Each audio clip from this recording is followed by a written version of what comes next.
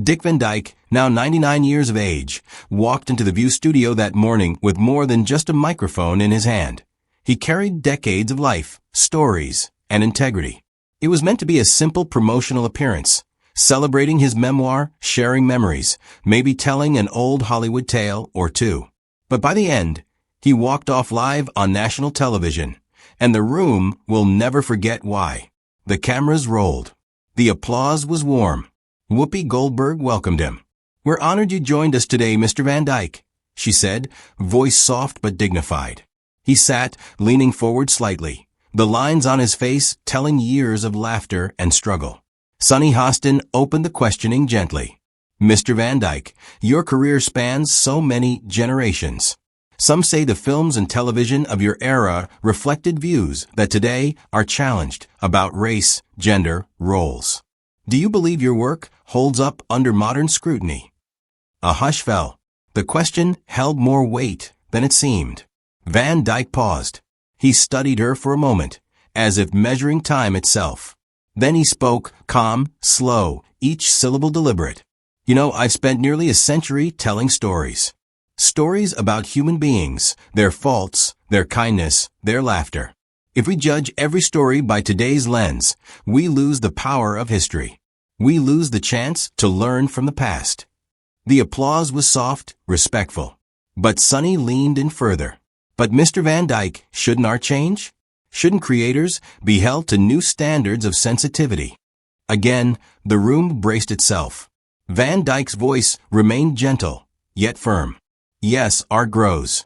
But I refuse to accept that respect and decency are outdated. The day I stop believing people deserve kindness is the day I stop telling stories altogether." Quiet murmurs among producers. Cameras lingered. Even Joy Behar looked surprised at the firmness of his tone. Sunny, not done, pressed further. "But some would say those old films ignored voices, minority voices, women's voices. Doesn't modern media demand accountability?" He placed his hands on his lap, looked around the panel. "Accountability, yes. But fair accountability. Not erasing. Not rewriting every memory because it makes us uncomfortable. Let me ask this. When criticism becomes erasure, who is left to remember the truths we had?" That question hung heavy. The audience breathed. Sunny's notes shook in her hand. She tried another angle. "Mr. Van Dyke, do you say then that we should accept all past art unconditionally?" He leaned once more, his posture unwavering. "No, but I say we should reject arrogance masquerading as wisdom. Critique, yes. But don't pretend to speak for history when your voice is newer than many stories you critique." Tension peaked. Producers glanced at each other. The feed crackled. Sunny rose from her seat, voice trembling. "So you refuse to apologize?" Van Dyke stood as well, slowly, carefully. "I refuse to apologize for being honest. If you want a soft answer, find someone else. I came here to speak truthfully, even when it makes people uncomfortable." He gathered his notes. He set down his microphone. The audience stayed silent, but reverent. He turned towards Sunny, face composed. "Thank you for having me. I will not stay where I am not respected." And then he walked away. The red light above the camera blinked off. The studio fell silent. The hosts remained seated, mouths open. The audience clapped, uncertain, awestruck. The cameras stayed still for a long time after he left. It wasn't the kind of silence that follows a scandal. It was something heavier. The kind of quiet that fills a church after the last hymn.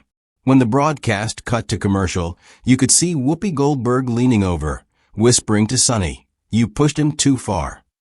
Joy Behar just stared down at the desk, shaking her head slowly. No one quite knew how to fill the space he'd left behind. By the time the network went back on air, the control room was already in crisis mode.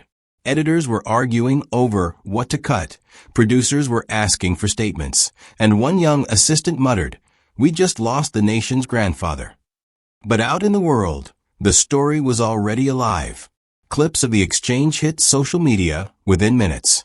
Not from ABC, but from audience members who'd filmed it on their phones. One short video, 30 seconds long, captured the moment Van Dyke stood up, thanked the panel, and walked off.